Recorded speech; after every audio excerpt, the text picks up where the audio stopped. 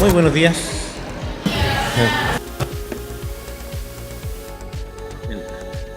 Mi nombre es Alexis Rebolledo, soy el editor científico del SEC. Les doy la bienvenida, gracias por acompañarnos hoy en una mañana bien helada y lluviosa. Antes de comenzar nuestra tertulia del día de hoy, saludar a algunos colegios que nos acompañan hoy: el Hampton College, Liceo Técnico de Valdivia, Instituto Salesiano de Valdivia, San Luis de Alba, Instituto Comercial de Valdivia y muchos otros estudiantes de la Universidad Austral de Chile. Y agradecer también especialmente a aquellos que por iniciativa personal nos acompañan hoy en esta segunda tertulia del año. Les presento a nuestro expositor de hoy, Rodrigo Torres. Rodrigo es investigador del Laboratorio de Biología del Centro de Estudios Científicos. Durante el año 2010 se licenció en Ciencias Biológicas en la Pontificia Universidad Católica y el año 2017 obtuvo su doctorado en Biología Celular, Molecular y Neurociencia en la Universidad de Chile. Durante su formación, Rodrigo profundizó en la relación entre neuroquímica y conducta y posteriormente expandió su interés al campo de la neuroepigenética. Su trabajo relaciona neuroepigenética y conducta, buscando comprender cómo la experiencia determina cambios de expresión génica en neuronas. Es un tema apasionante que espero que todos aquí disfrutemos. Al final de la exposición de Rodrigo vamos a tener un tiempo para sus preguntas, comentarios. Voy a dejar entonces con ustedes a Rodrigo Torres, un aplauso para él, y su exposición ¿Quién aprende cuando aprendemos? Hola, ¿cómo están? Gracias por venir. Vamos a hacer un viaje súper largo para comprender cómo funciona nuestro cerebro en su aspecto más básico para permitirnos esta cosa tan misteriosa que hace mucho se considera como un misterio, que es la memoria y el aprendizaje. Y al final vamos a abordar un trabajo reciente, súper reciente, de hace un par de semanas, que ha sido llamativo de la prensa incluso, y me han hecho bastantes preguntas, por eso quise abordarlo aquí, para que aprendan y tengamos un caso real de algo súper novedoso y moderno que se está haciendo hoy día. Vamos a abordar entonces una serie de conceptos que son complejos y lo vamos a ir viendo con ejemplos. La idea es que también vean cómo se trabajan estos conceptos en el laboratorio, cómo se hacen los experimentos, para que tengan una idea cómo se hace, que esta cosa no es mágica, sino que hay experimentos detrás y cómo se interpretan estos datos. Lo primero que necesitamos saber entonces es qué entendemos por aprendizaje y qué entendemos por memoria. Estas definiciones que tengo acá son de Eric Kandel, quien fue premio Nobel en el año 2000, que él se dedicó, lo vamos a ver más adelante, a trabajar en memoria y aprendizaje. Y él define aprendizaje como un proceso por el cual adquirimos conocimiento acerca del mundo. Y por memoria es el proceso por el cual este conocimiento del mundo es codificado, almacenado y recuperado. Aquí es importante destacar que la memoria consta de estos tres pasos: codificación, almacenamiento y recuperación. Es decir, que si yo obtengo información del medio, esa información tiene que ser codificada en, por así decirlo, en idioma de neuronas. Las neuronas no hablan como nosotros. También tiene que ser almacenado, que puede ser una estructura particular del cerebro o varias, y posteriormente recuperado en el momento que yo necesito la información. Problema en cualquiera de estas tres etapas, nosotros simplemente los vemos como problema en la memoria. Si yo a alguien le pregunto, ¿qué hiciste ayer? Y dice, ¿sabes qué? No sé, no me acuerdo. ¿Qué pasó ahí? Fue que ayer, cuando estaba haciendo las cosas, la información no fue codificada, por ende preguntarlo hoy día es inútil porque nunca lo codificó, o quizás lo codificó pero no lo almacenó. O el otro caso es que quizás sí lo almacenó, pero hoy día cuando le pregunto qué hiciste ayer, no es capaz de recuperar la información que sí está en su cerebro. Cualquiera de esas tres fallas nosotros simplemente lo vemos como problemas de memoria, pero son etapas muy definidas y que tienen procesos celulares distintos y cada uno súper complejo. Y distinguir entre estas cosas es bastante difícil y hoy día se puede hacer.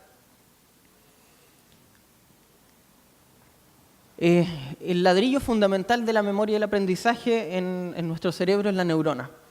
Acá tenemos un dibujo básico del libro de qué es lo que es una neurona. Tenemos una región que es el soma, el cuerpo celular, donde está el núcleo. tenemos aquí como una especie de ramificaciones que se conocen como dendritas, y tenemos un axón que es bastante largo, que puede llegar a atravesar incluso prácticamente todo el cerebro. El axón más largo que tenemos nosotros, el que llega hasta la punta del dedo del pie, que debe tener un metro, puede tener, es las ballenas. Imagínense, el axón puede ser gigante, de 10 metros, sobre 10 metros. Y el axón también termina en ramificaciones prácticamente similares a este árbol de acá adelante, que es dendritas. Ahora, ¿cómo se ve esto un poquito más real? Tenemos este dibujo de Santiago Ramón y Cajal, que también fue un premio Nobel. Él se ganó el premio Nobel por hacer estos dibujos. ¿Por qué solo por hacer los dibujos? Porque lo hizo con una cantidad de detalle increíble y haciendo uso de técnicas que eran bastante complejas para la época. Acá está el soma. Todas estas ramas que vemos por aquí son las dendritas que estaban representadas acá. Estas que están acá arriba también son dendritas. Aquí hay una cosa arquitectónica que es súper bella en el cerebro, que es, dependiendo dónde están, por ejemplo, estas dendritas acá arriba pueden estar haciendo conexión con neuronas que vienen de alguna región particular del cerebro, mientras que las dendritas que están acá pueden estar haciendo conexión con neuronas que vienen de otra zona del cerebro. ¿Y el axón aquí dónde está? ¿Alcanzan a ver?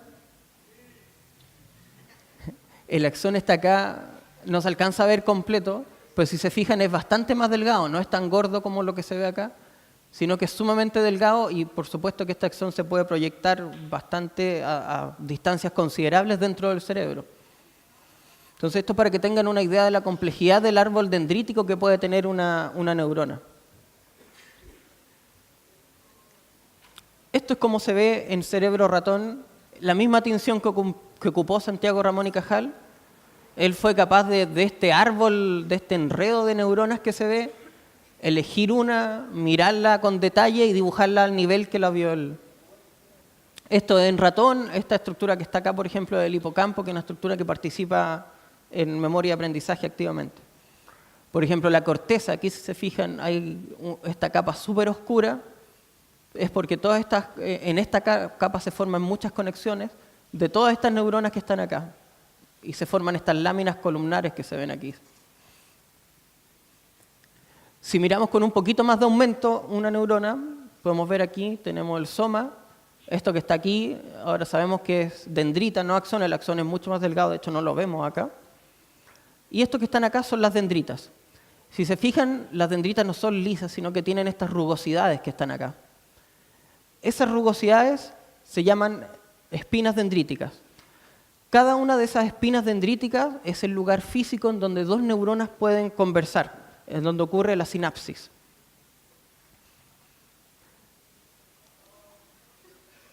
Que es esto que está representado aquí artificialmente. En la sinapsis tenemos la conversación entre dos neuronas, en donde tenemos el axón de una que viene, que conversa con lo que está acá, que sería una espina dendrítica de la neurona que sigue. Y ahí tenemos la conversación entre dos neuronas. ¿Cómo se ve esto en la realidad? Acá hay una fotografía de microscopía electrónica. Si se fijan, acá tenemos una zona que es el presináptico, que es donde termina el axón, que tiene estas pelotitas que se ven, que se llaman vesículas. Luego acá tenemos un espacio sináptico que es sumamente delgado, alrededor de 20 nanómetros. Y acá al otro lado tenemos lo que sería la espina dendrítica. Esta es una fotografía de una sinapsis real. Y como esquema, para recordar, tenemos entonces una región donde viene el axón, que es el presináptico, que tiene estas pelotitas, que son las vesículas que contienen el neurotransmisor que va a ser liberado en la sinapsis.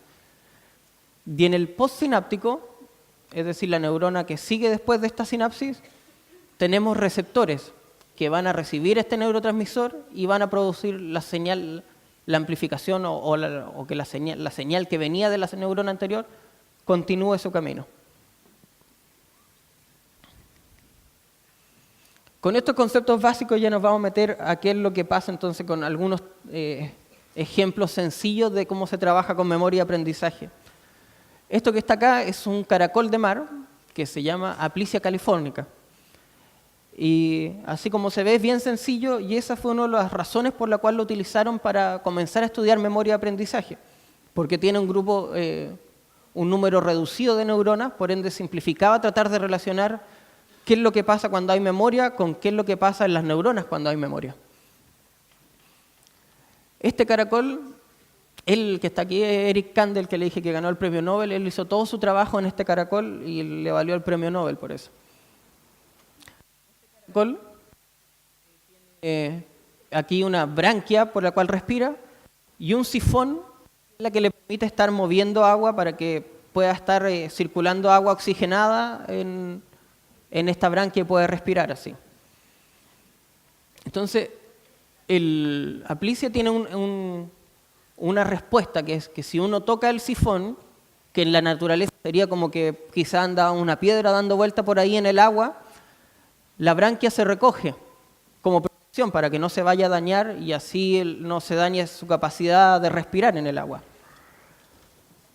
Pero a pesar de lo simple que es este animal también aprende. Y si yo, por ejemplo, acá lo toco con un pincel y lo vuelvo a tocar y se vuelve a tocar y se vuelve a tocar, después de esto el animal dice, ¿sabéis qué? Esta cosa en verdad no es peligrosa, me da lo mismo que me estén tocando, y la respuesta después de esto es menor. O sea, la primera vez que lo tocaron, la branquia se recogió completamente y después de repetir este estímulo, ahora la branquia ya no se recoge. Y eso es un aprendizaje súper sencillo, pero es un aprendizaje a fin de cuentas. Ahora, ¿con qué este señor Kandel, con qué lo pudo relacionar? Con lo que está representado aquí en azul, con los neurotransmisores. Pudo ver que en la condición control inicial, cuando hay una respuesta grande que se recoge mucho la branquia, las sinapsis son muy potentes, hay mucha liberación de neurotransmisor. Y después de que pasa todo este estímulo y que el animal se acostumbra, o se habla de habituación, el animal se habitúa a este estímulo, ahora la liberación de neurotransmisor es bastante menor y eso lleva a que no haya esta respuesta conductual. Entonces esto es algo súper sencillo, pero que fue una de las primeras cosas que dijo, que permitió decir que la memoria del aprendizaje no es algo etéreo ni fantasmagórico, sino que hay un sustrato físico real detrás de un cambio en la conducta en este animal. A pesar de ser una conducta bien sencilla, pero que cumple con una característica, que es que tenemos condiciones que son bien opuestas, una respuesta súper marcada y una respuesta disminuida, que lo vamos a repetir, vamos a seguir viéndolo a lo largo de la presentación. Ahora, en este caso dijimos que lo que cambiaba era la cantidad de neurotransmisor. Ahora imaginémonos que esta parte de neurotransmisor y la parte presináptica del axón está siempre constante, no cambia. También tenemos la opción de que el postsináptico o la espina dendrítica cambie el número de receptores, por ejemplo. ¿Se fijan? Eso se conoce como LTP o potenciación de largo plazo. Y nosotros lo podemos registrar con cambios de corriente. Cuando se mueven iones a través de estos receptores, de estos canales, es un flujo de cargas. Y ese flujo de cargas es corriente. Y podemos verlo así. Es decir, en una condición basal, con un número determinado de receptores, la corriente tiene un tamaño. Y cuando este número de receptores se incrementa, la corriente es mayor. Y en el laboratorio se registra y se ve de esta manera.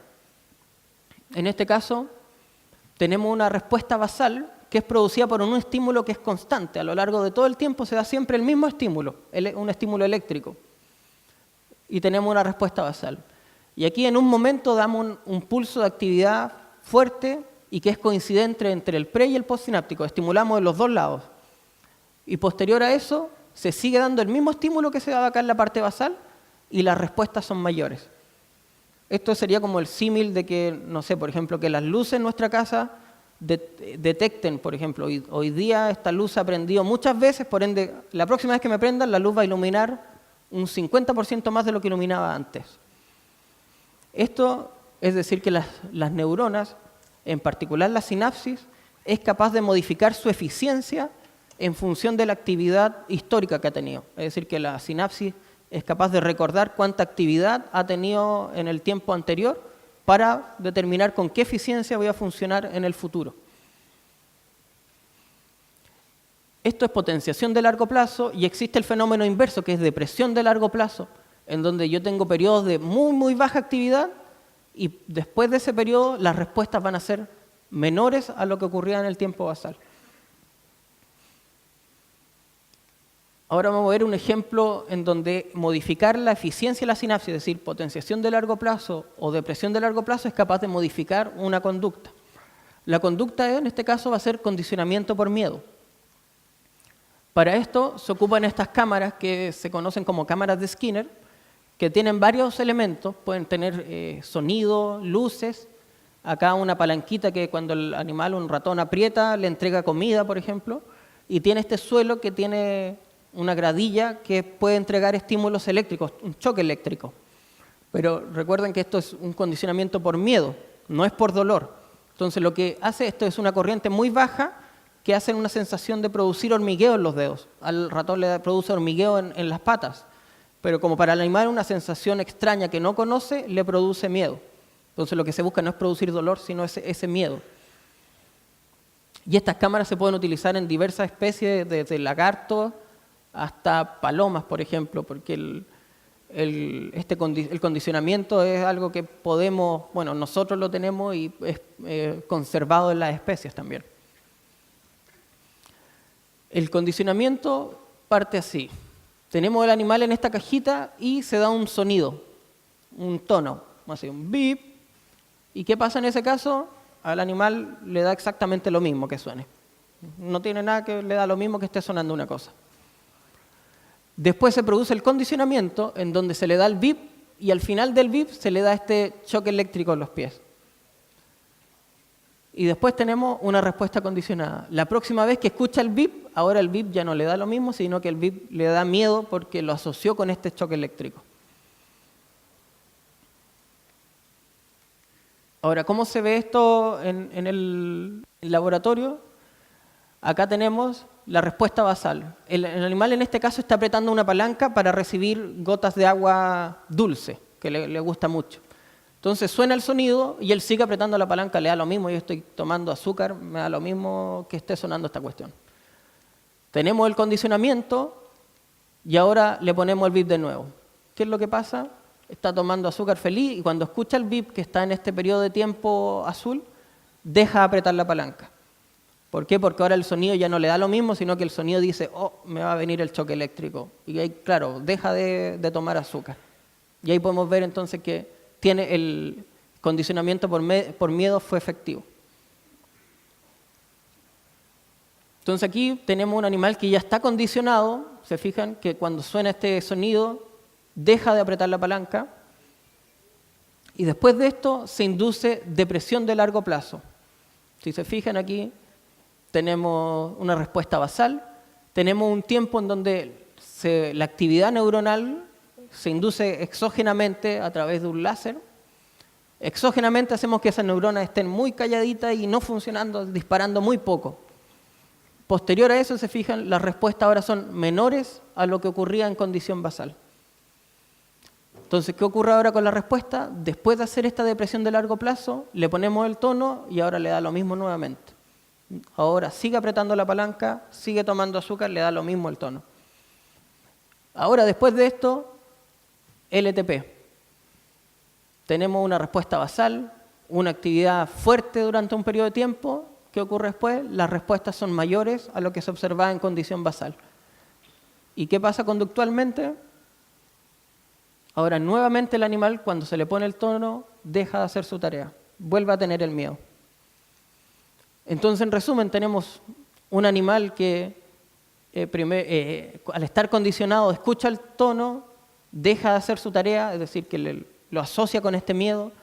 Después de la depresión de largo plazo le da lo mismo y después con LTP le vuelve a tener miedo. Entonces aquí la memoria va y viene dependiendo de lo que hacemos con las neuronas, si es que la eficiencia se potencia o la eficiencia se deprime. Así de relevante es la función. Y esto LTP y LTD puede estar ocurriendo en cada espina dendrítica de la neurona. Tenemos 85.000 millones de neuronas. Cada una tiene alrededor de 10.000 espinas dendríticas, por así decirlo, estimando algo bajo. Y cada una de esas espinas dendríticas puede estar pasando por LTD o LTP de manera independiente de la que está al lado.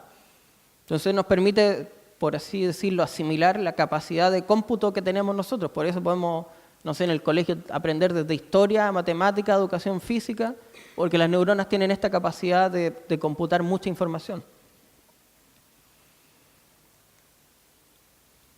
Ahora vamos a hablar de las espinas dendríticas, cómo se pueden modificar. El modelo que les voy a contar aquí es preferencia de un lugar condicionado. Esta es una caja que tiene estos dos ambientes donde el ratón puede elegir libremente si va al lugar blanco o al lugar oscuro. Los ratones son animales nocturnos, entonces su preferencia natural es el lugar oscuro. Además ahí se sienten más protegidos, sienten que están escondidos como en su madriguera. Entonces si vemos cuál es su preferencia en condición basal, el animal prefiere el lugar oscuro antes que el lugar blanco.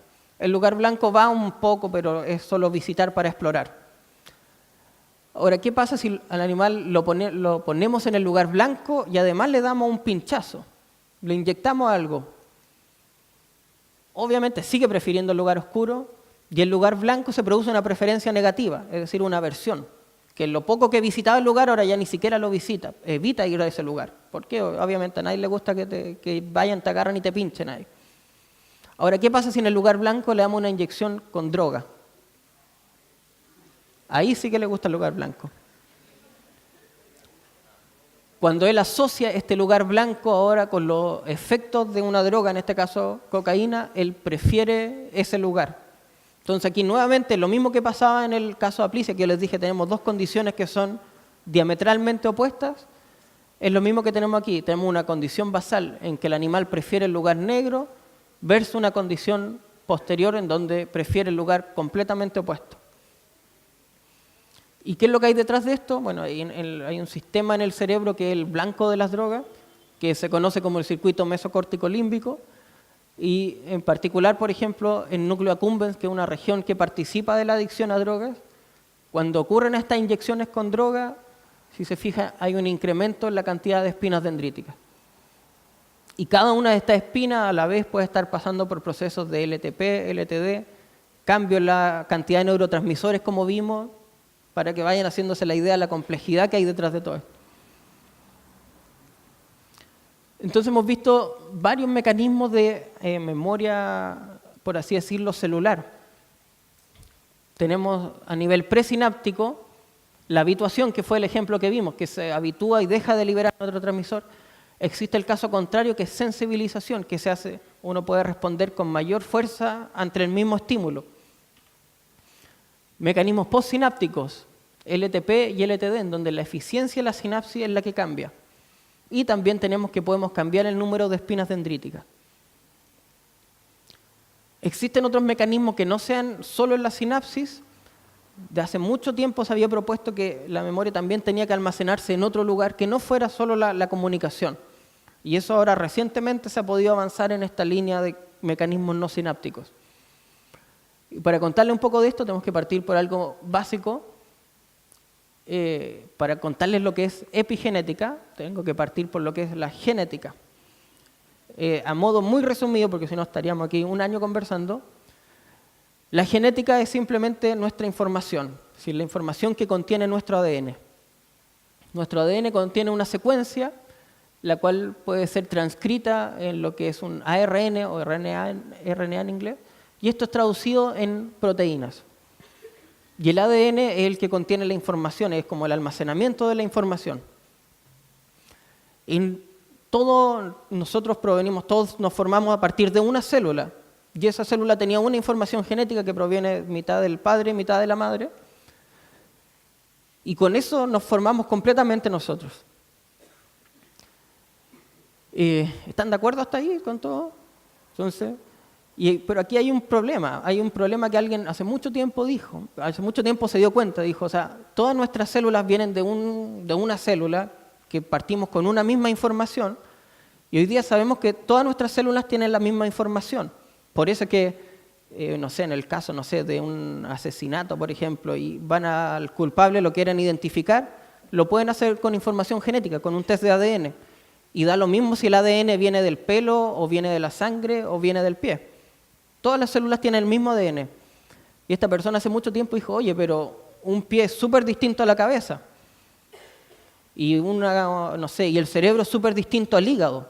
Entonces, ¿cómo puede ser que siendo que todas las células tienen la misma información y todas tienen este mismo proceso, todas van a llegar con la misma información, tenemos células que cumplen funciones sumamente distintas? Entonces, ¿cómo podemos llegar a eso? Que con la misma información tenemos una célula que forma un pie y tenemos otra célula que forma una cabeza.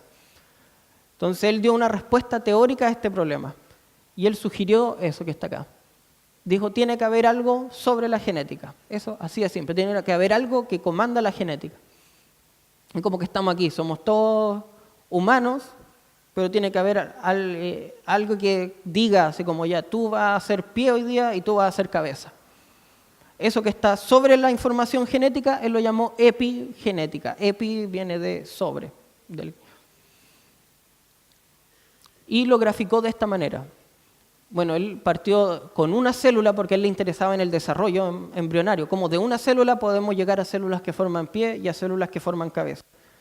Y dijo entonces, todas las células tienen la misma información, pero dependiendo de algo que él dijo, epigenética, que lo definió como este paisaje, esta célula puede llegar a este carril y quizás va a formar un pie, o puede desviarse por acá y caer acá, y aquí va a formar una cabeza.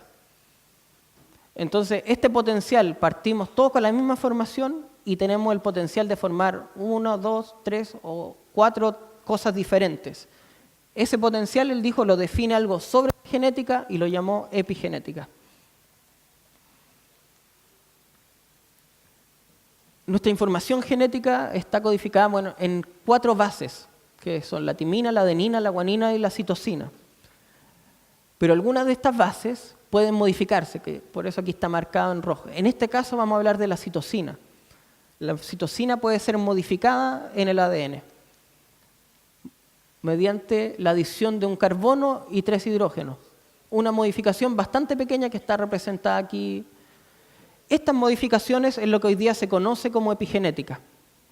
Es decir, que en este caso la información genética no ha cambiado. O sea, si yo voy hoy día, mato a alguien y dejo mi sangre ahí, y mañana me identifican y me quieren identificar por ADN, aunque hayan ocurrido estos cambios de por medio, la secuencia sigue siendo la misma.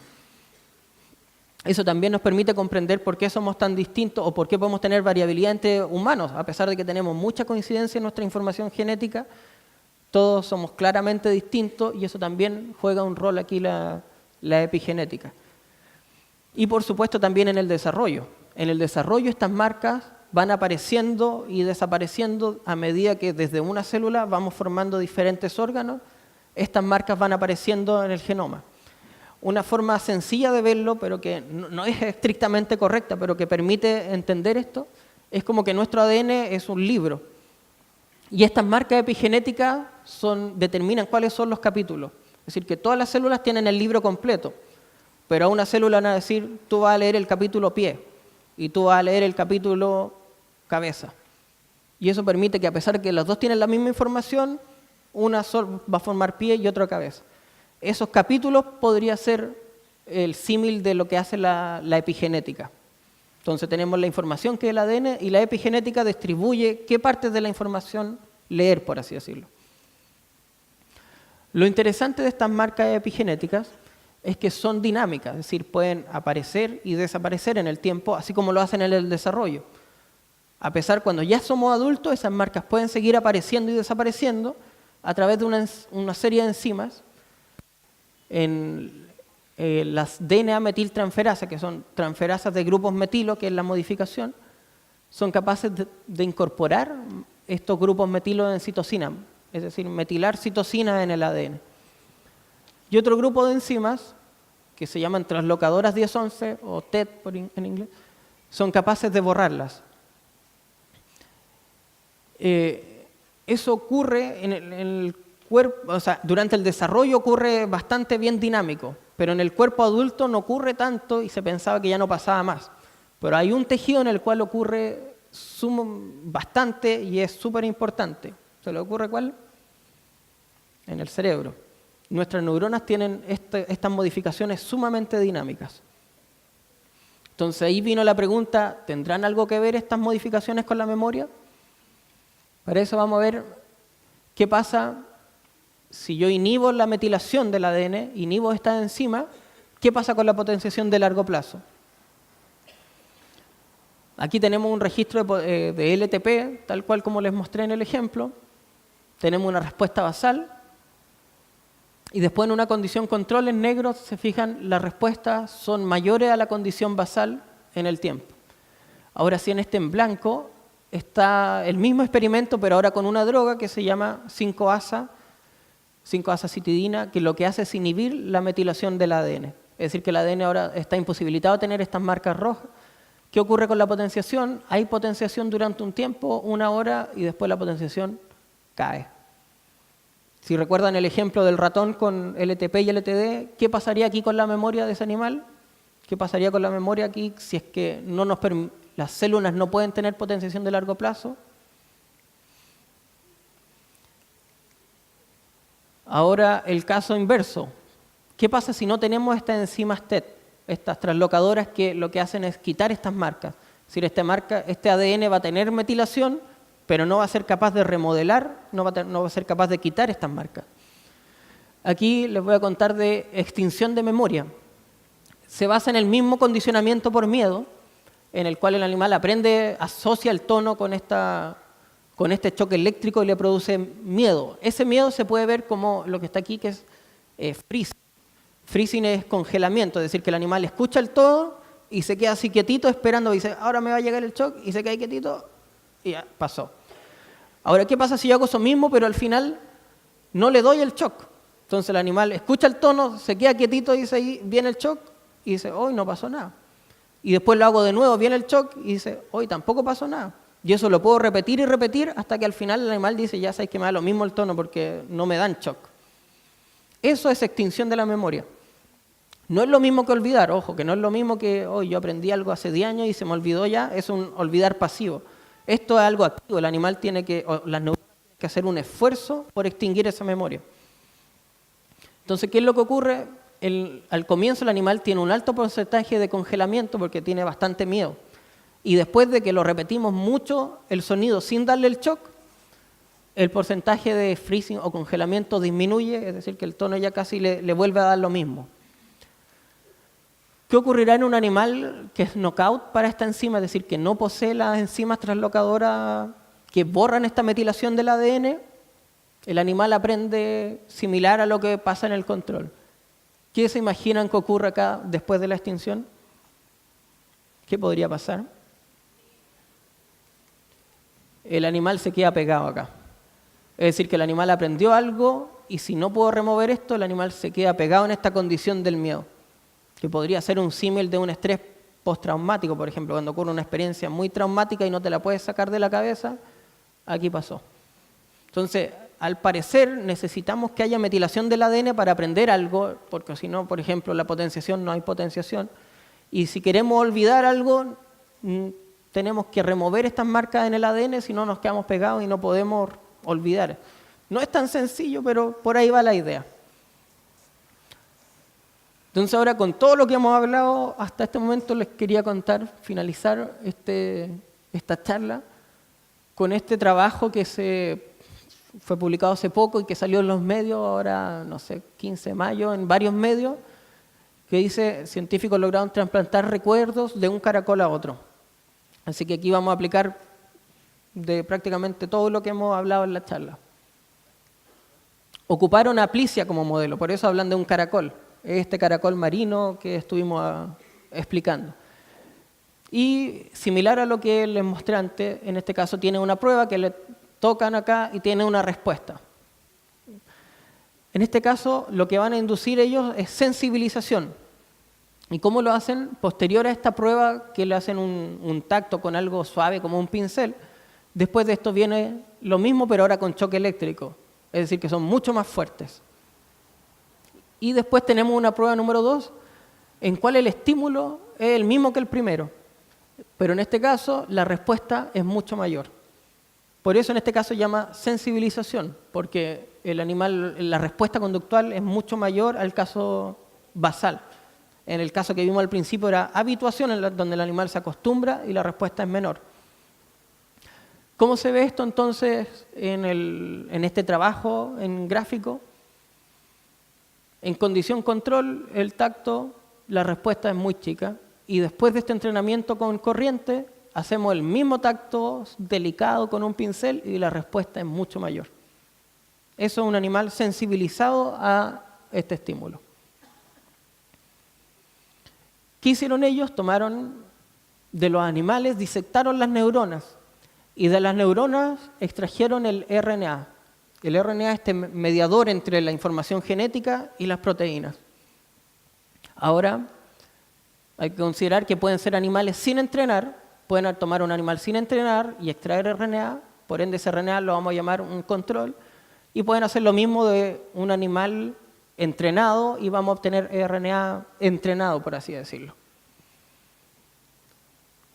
Entonces, con estos RNA de las dos condiciones, se inyecta a un animal control, un animal que no ha sido entrenado, y vamos a ver qué es lo que ocurre.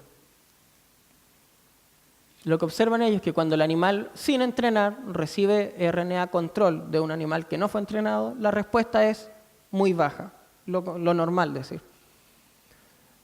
Pero cuando un animal que no fue entrenado recibe RNA de un animal entrenado, su respuesta es como la respuesta sensibilizada. Es decir, este animal nunca pasó por los choques eléctricos y responde como el animal que sí tuvo el entrenamiento. Entonces, esto es lo que en los medios le hacen, o lo que destacan, que es la transferencia de memoria. Es decir, que este animal nunca aprendió, nunca pasó por esa experiencia, pero se comporta como si lo hubiese vivido. Pero este trabajo también tiene una arista que va un poquito más allá, que es lo que encuentro más interesante. ¿Qué pasará ahora si tomamos RNA de animales entrenados y lo inyectamos a animales sin entrenar? Lo mismo, pero ahora le imposibilitamos a este animal metilar el ADN. Es decir, que no pueda tener estos cambios en la citosina, estas metilaciones. Cuando reciben el RNA de animales entrenados, los animales muestran esta respuesta sensibilizada, que es lo mismo que vimos antes, que es la transferencia de memoria. Y cuando reciben el RNA junto con un químico que inhibe la actividad de esta enzima, la respuesta a esta transferencia de memoria se pierde completamente. Es decir, que para que la memoria pueda pasar de un animal a otro, se necesita que existan estas modificaciones en el ADN. Sin las modificaciones, la memoria no pasó para ningún lado. ¿Y qué es lo que tenemos acá? Entonces tenemos el animal entrenado al que le sacamos RNA, se lo inyectamos a otro animal y esto induce cambios en la metilación del ADN que van a permitir la modificación de la función neuronal y la expresión de la conducta. Esto presupone también que el animal entrenado también debe tener estos cambios en la metilación del ADN, que es algo que ya se ha visto anteriormente. Entonces, la idea con lo que lo quería dejar con esta charla de quién aprende cuando aprendemos, es que cada vez que estamos aprendiendo algo, claro, todas nuestras neuronas están cumpliendo una función súper importante en cuanto a cambio de la eficiencia sináptica y todos estos procesos que vimos. Pero que incluso cuando ustedes aprenden, su ADN también tiene que contribuir en el aprendizaje incluso.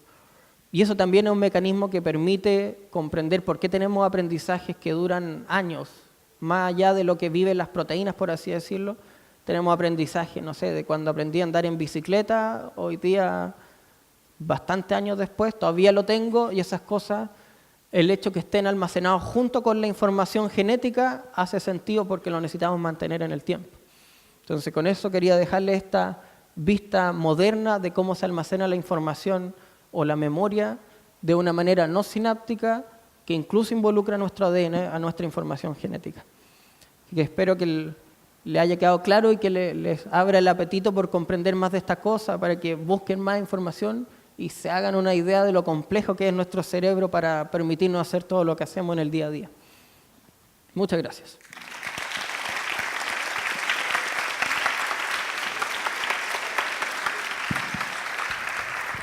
Bien. Te entregamos la palabra ahora entonces para eventuales consultas. Por allá tenemos. Hola, súper interesante tu charla y lo que estuve pensando todo el rato fue si has leído investigación que pone al servicio de un sistema educacional este tipo de información. Por ejemplo, cómo, desde el punto de vista de la metodología de enseñanza de un profesor, podemos generar metilación para que haya potenciación de largo plazo. O sea, no sé si hay estudios que ya estén buscando poner, o sea, en el fondo, cómo poder metilar para tener esta potenciación y en el fondo mejor desempeño, desde el punto de vista de alguien que enseña. No sé si has leído, si hay investigación de eso. Mira, hay bastantes cosas que se saben al respecto y que permiten mejorar rendimientos, por ejemplo. Con metilación en particular, esto es algo que está bastante, o sea, es bastante moderno en la ciencia.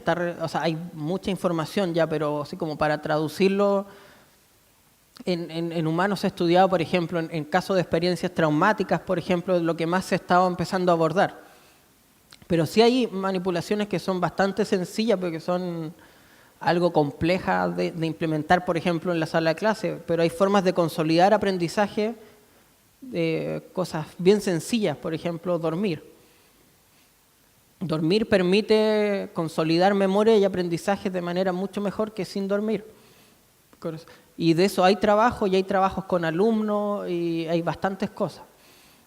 Entonces, si hay información y hay cosas sencillas que se pueden hacer que favorecen el aprendizaje en la sala de clase. Ahora, con este nivel de metilación, todavía no, y hasta me preocupa el día que empiecen a aparecer drogas que digan, oye, yo favorezco la metilación, vaya a aprender más, porque aquí esta cosa es una versión bastante resumida y sencilla. Pero también hay regiones, por ejemplo, de nuestro genoma que tenemos que tenerlo metilado para apagar genes, por ejemplo. No queremos que nuestra cabeza de repente se transforme en un pie, por ejemplo. Estas cosas de metilación están metidas bastante en cáncer también. El hecho que una célula adquiere un tipo de fenotipo o una conducta embrionaria de querer formar un tejido nuevo de la nada, la metilación está metida ahí también. Entonces, modificar esas cosas así como tiene consecuencias más allá de esto. Entonces, todavía está recién en pañales. Así que. Hola, primero agradecerte mucho por la charla. Quería preguntar si es que los estímulos relacionados con el ADN, ¿es posible entonces que de generación en generación se pase un aprendizaje sin que la generación nueva lo haya como conscientemente aprendido? Entre generaciones, ya se han hecho trabajos entre generaciones en ratón.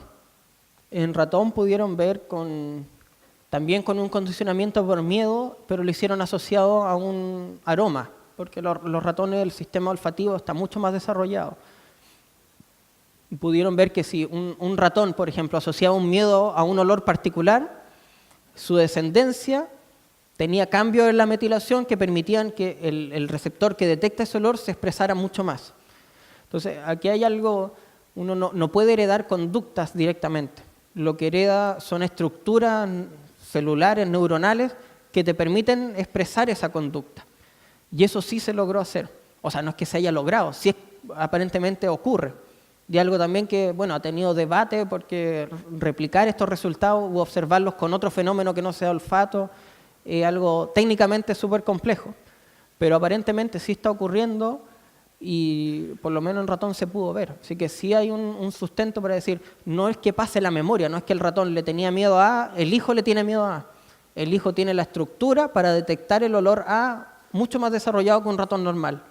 Y que tiene un sentido evolutivo, por así decirlo, que el papá aprendió que ese olor es peligroso, el hijo tenga mayor sensibilidad para detectarlo.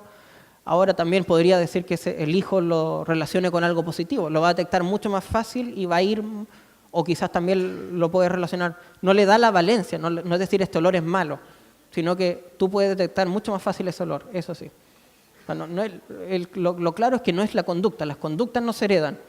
Las estructuras que sustentan las conductas, sí. Lo mismo que ocurre en este caso del caracol. Yo tengo dos preguntas. La primera, ¿dónde? aquí. En el caso de una persona que consuma constantemente THC, ¿le produce problemas a una memoria a corto plazo? ¿Que consuma constantemente qué? THC. ¿Qué cosa, disculpa? Compuesto activo. THC. Sí. Ah, sí. Sí, sí, el consumo habitual sí, tiene daños asociados. Tiene bastantes daños, cambio en el volumen neuronal, cambio en el volumen de estructuras del cerebro, se han visto, sí, tiene daños asociados.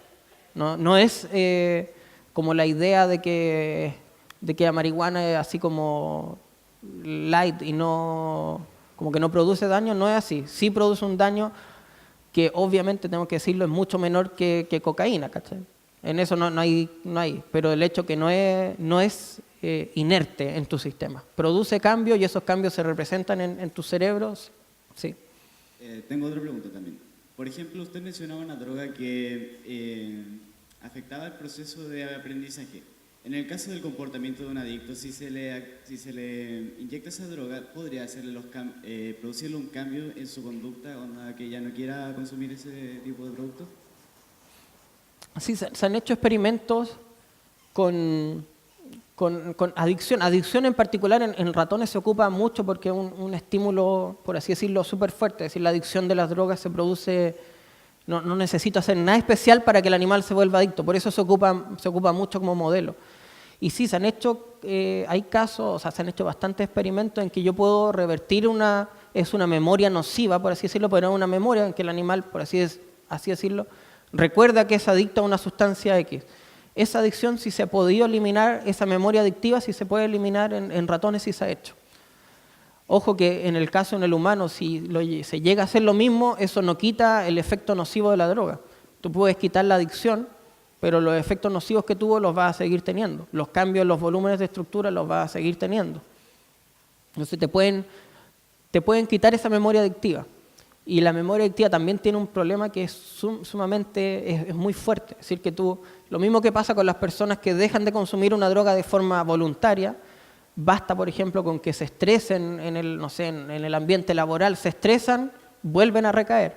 O que vean a la persona que le vendía la droga y vuelven a recaer. Es porque es una memoria adictiva que es muy fuerte. Es muy fuerte porque ese sistema que mostré, que el mesocortico límbico que está en una diapositiva, es un sistema súper ancestral en nuestro cerebro. Por eso hasta lagartos se pueden volver adictos. Es un sistema súper ancestral y cuya función era permitirle al cerebro tener plasticidad para recordar cosas relevantes. Ese sistema se activa en condiciones naturales con comida, por ejemplo. La idea era que el animal, si está buscando en el ambiente, está todo el día recorriendo, de repente encuentra comida, este sistema se activa y le permite recordar dónde fue que encontró esa comida. Entonces, las drogas secuestran este sistema que es súper antiguo y es capaz de controlar todo el resto de las otras conductas. Porque en condición natural su pega era esa, era decirte, hay que comer y este sistema te dirige esa conducta a encontrar esa comida que alguna vez encontraste. En el caso de las drogas te secuestran este mismo sistema y lo utilizan para encontrar drogas solamente. Por eso, sí, se puede borrar esa memoria adictiva, pero esos cambios que habían detrás no los va a perder. Hola, me presento. Soy Isabel, profesora de lenguaje del Instituto Comercial. Y como podrás ver, tenemos un público especial hoy porque tenemos 2 cursos, 2 primeros. Y en realidad mi pregunta es básicamente en relación a los niños que nos acompañan y me gustaría preguntarte cómo nos podrías, digamos, contar de tu charla y resumir la información en conceptos que los niños puedan apropiarse. Porque la idea, chiquillos, es que después ustedes escriban un texto informativo sobre lo que se habló en la charla. No quiero nada de Así que eso más que nada, si nos pudieras como comentar para que los niños entiendan cómo se genera su propio aprendizaje y cómo su memoria toma lo que ellos aprenden. Así que eso, muchas gracias. O sea, mi objetivo personal era que quedaran con esta idea que cuando estamos aprendiendo, lo que sustenta ese aprendizaje de partida que no es algo misterioso, sino que hay cambios en funciones de células detrás de esto. Y que esas funciones se pueden modificar también en laboratorio a voluntad y que en el caso que nosotros seamos capaces de tomar en el caso del caracol, por ejemplo, tomamos la función celular de un animal que sabía algo, tenía un conocimiento A, yo en un animal B imito la función celular de ese animal y voy a tener una expresión conductual similar que nosotros interpretamos como memoria también. Y bueno, finalmente que hasta el ADN contribuye en esto y que lo que nosotros consideramos como nuestra información genética, que parecía algo como tan tranquilo e inmutable que lo necesitamos constante en el tiempo, en realidad también está cambiando, sin cambiar la secuencia, pero sí se está modificando y eso permite tener, que contribuye también a la memoria y al aprendizaje. O sea, al nivel que tiene que almacenarse la información que estamos adquiriendo, incluso llega a nuestro ADN. Buenas tardes. Primero que nada, agradecer la instancia y felicitarte por la exposición. Uno sabe que es una buena exposición cuando deja más preguntas que respuestas. Esa es la idea, está bien. Entonces, bajo también esa lógica, quisiera preguntarte acerca de la ética científica que se está manejando ahora. Si bien sale un poco del tema, pero a mí me parece bastante interesante, ya que a nivel histórico, claro, la ciencia ha funcionado de cierta forma, pero a veces personas con malas intenciones toman estos avances y lo transforman en otras cosas. Ahí tenemos la doctrina del shock, por ejemplo, que se utilizó en economía. Básicamente es lo mismo que estábamos viendo, se aplica desde la psiquiatría que aplicaron los nazis hasta todo lo que es el aprendizaje por experimento de Pavlov, Skinner, etc. Entonces, sobre lo que tú hablaste, que es bastante nuevo, también dijiste que se está avanzando en esa dirección, me parece un poco preocupante el hecho de que se puedan insertar recuerdos, ¿no es cierto?, en un caracol primero, ya ok, ese es el avance, pero más tarde ¿qué? Y en torno a eso también hacer referencia un poco al Alzheimer, en el sentido de que tal vez esto también puede cooperar para una enfermedad que es súper terrible, que es esta, si tal vez tiene relación o no. Esas dos cosas. Ética, a nivel de ética científica, ¿cómo manejan ustedes esto? Porque es una información súper relevante que puede ser utilizada de forma, no de la mejor forma posible, ¿no es cierto? Y acerca de lo que es, si es que tiene que ver con, podríamos mejorar las condiciones de las personas que tienen Alzheimer. Entonces, Sí, yo, bueno, como dije en la charla, a mí en verdad me da miedo estas cosas como que, o sea, que empiecen a aparecer drogas para potenciar la memoria, por ejemplo. Creo que algo súper, o sea, que en algún momento se va a tener que tratar como normar estas cuestiones, porque ahora sale mucho, algunas cosas sin sustento científico, otras con, pero aún así, a pesar de que tenga el sustento científico, el comprender a cabalidad todos los cambios que hay detrás de esto, va a llevar mucho tiempo. Aquí, por ejemplo, este trabajo ven la parte electrofisiológica, la función neuronal, pero todo lo que más atrás de eso tiene que haber un montón de información que todavía desconocemos. Ahora, que llegue esto al humano todavía falta bastante. Por lo menos científicamente hablando, puede que las empresas empiecen a sacar cuestiones para eso, que es lo que me da miedo todavía. Y en cuanto a aplicación al humano, ya gracias a cosas similares a esto se ha podido ver, por ejemplo, si te recuerdas de las 3 etapas de la memoria que hablé, de codificación, almacenamiento y recuperación, que por ejemplo en Alzheimer lo que se ha visto en modelo es que lo que está alterado en sus primeras etapas es la recuperación de la información, porque podía ser que tuviera problemas en la codificación, en ese caso la cosa es más compleja. Pero al parecer, y lo que la evidencia sugiere hasta ahora, es que nosotros codificamos prácticamente toda la información que está a nuestro alrededor y lo que se filtra es qué es lo que podemos recuperar. Y en Alzheimer se ha podido hacer recuperar la memoria a ratones fortaleciendo la sinapsis, o sea, las neuronas que tienen la información. Si las neuronas tienen la información, pero cuando tú le dices, oye, ¿qué fue lo que hiciste?, no son capaces de activarse de manera natural. Y si esas neuronas las refuerzan de manera artificial, sí son capaces de expresar la conducta. O sea, en cuanto a conocimiento, se ha avanzado harto. Lo que pasa es, como tú dices también, que genera un montón de preguntas detrás y un montón de mecanismos que desconocemos todavía. Pero yo creo que va para el lado de que va a llegar a aplicarse al humano, yo creo que sí. Va a pasar tiempo, pero yo creo que sí, porque son grandes pasos. O sea, en los últimos 50 años la memoria pasó de ser algo etéreo, una cuestión media fantasmagórica, a ya tenerse este nivel de control sobre la memoria. Entonces ya pronto se va a poder dar el paso de ayudar al humano con esto, por lo menos. Hola, gracias por tu presentación. Mi pregunta va a lo siguiente.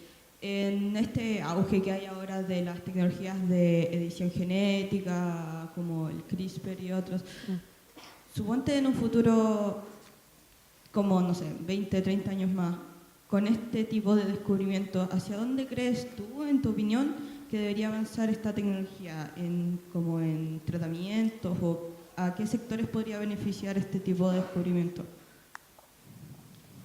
En cuanto a memoria, a función,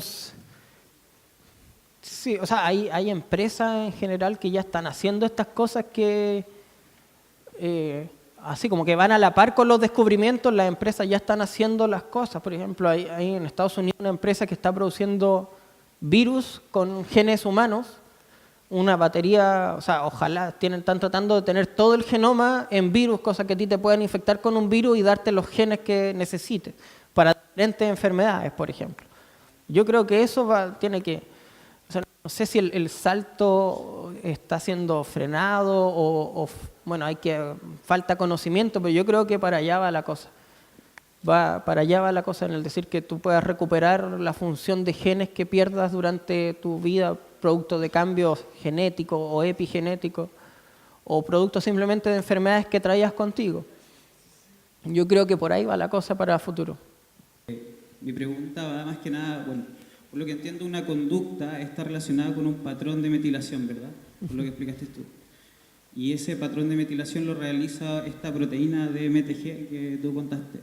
Entonces, ¿qué controla esa proteína para seguir en un patrón X? Por ejemplo, vemos un paisaje y que ese paisaje, no sé, se traduzca a información que la proteína, la DMTG, pueda ver como, estoy viendo un paisaje, memoria del paisaje, patrón de metilación X, ¿qué conduce a la proteína que metila? Porque de acuerdo a lo que veías del caracol, me da la impresión que lo que pasó ahí es el RNA que se traduce a esta proteína que sería del caracol A al B y que ese sigue un patrón de metilación X que llevó los recuerdos al siguiente caracol. Entonces, ¿qué dirige a esta proteína que realiza la metilación y sería el principal actor, digamos, de mantener los recuerdos en las neuronas? Sí, es una buena pregunta. O sea, hay una parte que es lo que yo creo y otra parte que es lo que se sabe también. De lo que se sabe, que tiene una lógica, porque ellos inyectaron RNA, y no quise profundizar más en la charla, pero el RNA también es un RNA total lo que inyectaron, no solo mensajeros, también hay RNAs no codificantes. Y se sabe que las DNA metiltransferasas son capaces de acoplarse a RNAs no codificantes. Entonces, lo que se ha visto es que el RNA no codificante puede formar una estructura secundaria que va a tener una región de homología con una región del ADN y la región que forma el loop o estructura secundaria recluta la DNA metiltransferasa. Entonces, sí se puede dirigir metilación a una región particular del genoma. Entonces, yo creo que, o sea, en este trabajo lo que buscaron era eso, transfectaron RNA y probaron directamente inhibiendo la DNA metiltransferasa porque era su hipótesis. Yo creo que ese es el primer paso. Yo creo que el primer paso es que eso cambia la metilación de algunos genes que van a ser importantes y una vez que la función neuronal cambia y las neuronas están más activas o ocurren los cambios funcionales, vienen otra oleada de cambios de metilación, esa es mi idea, que va a ser dirigidos por actividad, por la actividad propia, es decir, que una neurona que está disparando más transcribe más algunos genes y ahí van a venir otra ola de cambios de metilación que... Entonces yo creo que los que vienen en el RNA es lo importante aquí, que ahí viene quizás una región, quizás muchas regiones, pero cambio la metilación en regiones particulares que son capaces de gatillar todo de ahí para abajo. O sea, ahí viene la especificidad de esto. Con lo que dijiste delante, me pareció que lo que acaban de decir puede ayudar con problemas de personalidad, de memoria, como ya habían dicho, y sobre el trastorno. Todo eso se puede alcanzar con esto que se está haciendo, ¿cierto? Sí, en ratón se han hecho trabajos, por ejemplo, con depresión, con bastante, ¿cómo se dice?, enfermedades del índole psiquiátrico, por ejemplo. Se han podido hacer bastante, en ratón se han podido mejorar. O sea, la ventaja que tenemos en el ratón, por así decirlo, es que podemos abrirle la cabeza y meterle electrodos o láser o las cuestiones. Entonces estos son los primeros pasos, es lo que nos está diciendo, es cómo funciona, cómo podría funcionar. Entonces sí, incluso para cosas que son más complejas como estos trastornos psiquiátricos ya se ha hecho en ratones.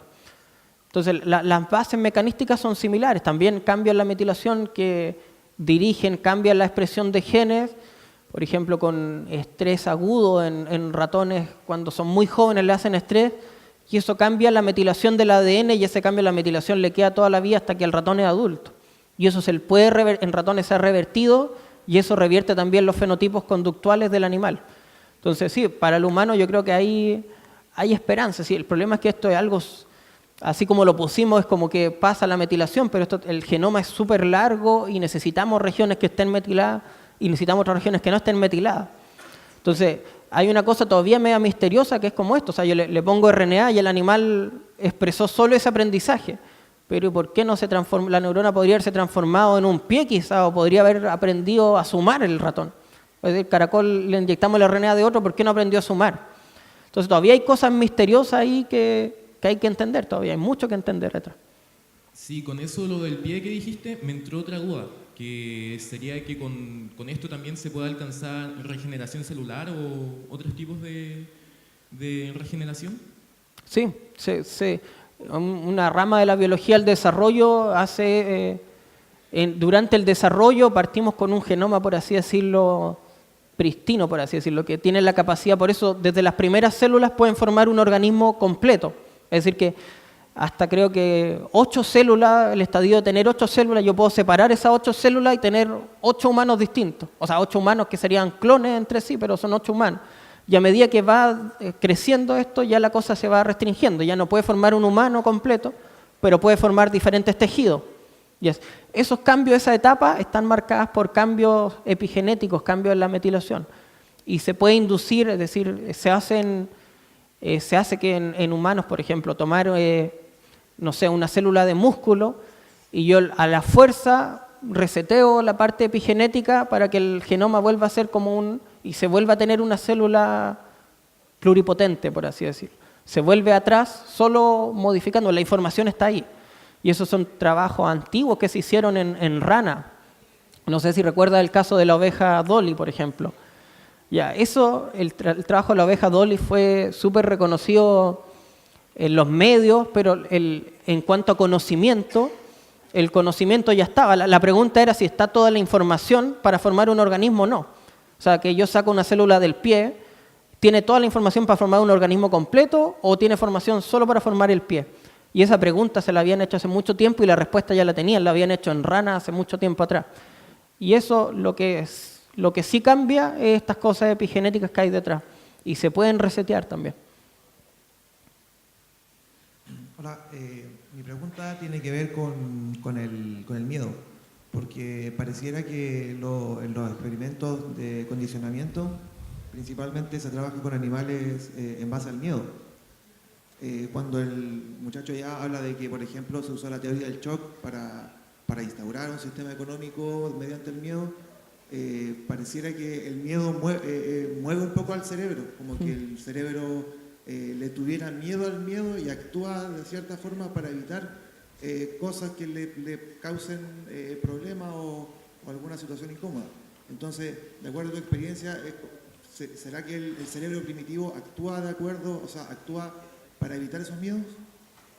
Que el miedo, por ejemplo, o las mismas drogas, se utilizan en estos experimentos principalmente porque son entrenamientos cortos. El miedo es un aprendizaje rápido porque evolutivamente, por así decirlo, no tienes otra opción. Es como que tú ibas caminando y te encontraste un tigre, tu opción es arrancar o ya no la contaste de nuevo.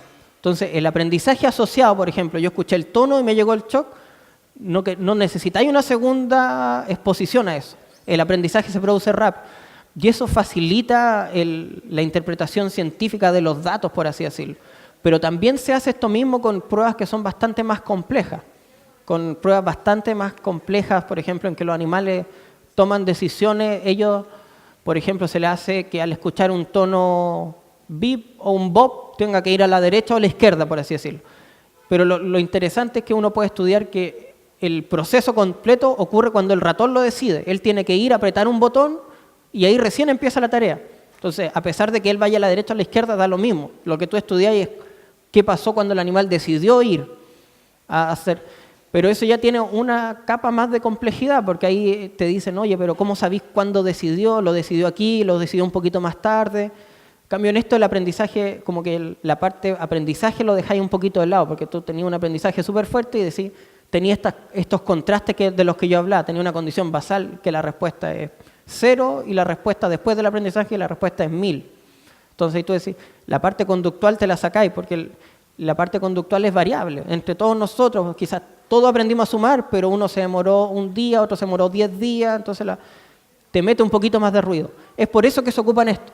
Pero también tiene lo que tú dices, que es una capa de algo difícil. Todavía en neurociencia hay una crítica fuerte en eso, que hay un montón de aprendizajes que tenemos, por ejemplo, que quizás tú vas caminando y decís, hoy me acordé de una vez que iba caminando y me tropecé. Y no es algo relevante, ni estuviste a punto de morir, pero es una memoria que está ahí. Ahora, si esas memorias también tienen estos cambios, lo más probable es que sí. Pero estudiarlo es mucho más complejo, porque el recuperar esa información, cómo hacemos en un ratón para recuperar una información que no es tan relevante como este mío, es más complejo.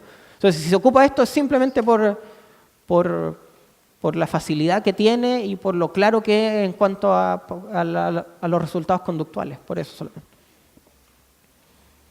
Hola, mi pregunta es, ¿en qué se está trabajando acá, usted? Disculpa, ¿en qué está trabajando acá? A mí me interesa ver cómo estos cambios epigenéticos en la metilación del ADN, de hecho, hay más cambios epigenéticos, yo mostré solo metilación y hay varios más aparte de la metilación.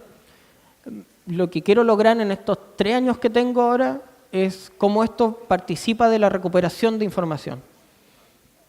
Mi hipótesis de trabajo es que yo puedo aprender algo, pero no lo voy a poder recuperar si no soy capaz de interpretar estos cambios en la metilación del ADN. Esa es la idea.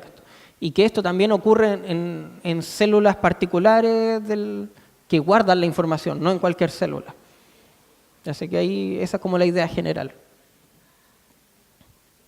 Yo tengo otra pregunta. Aquí, de nuevo. ¿Qué pasa si, por ejemplo, en el caso de una persona que tiene muchas dificultades de aprendizaje, le trasplantan ARN de una persona que tiene una facilidad impresionante para poder aprender y que tiene conocimiento de muchas cosas? En el humano esto es un poco más complejo, porque el humano tiene bastante más estructura, un aprendizaje cualquiera involucra el cerebro completo prácticamente. En el caso del caracol era más sencillo porque esa vía de neuronas que mostré desde el sifón a la branquia tiene una neurona que es sensora, que es la que sensa el estímulo, y una neurona motora, que es la que ejecuta la acción.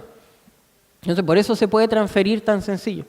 En el humano es bastante más compleja la cosa, así que transferirlo solo por ARN todavía no, tenía harto años. Más fácil, mejor estudiar antes que esperar a que te puedan inyectar la cuestión. Todavía le queda bastante tiempo a eso.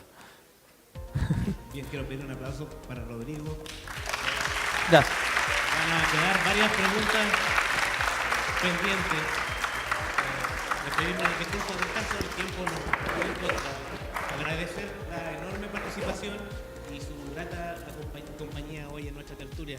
Les invitamos a estar atentos a la próxima convocatoria, a una nueva tertulia el próximo mes. Muchas gracias por acompañarnos hoy.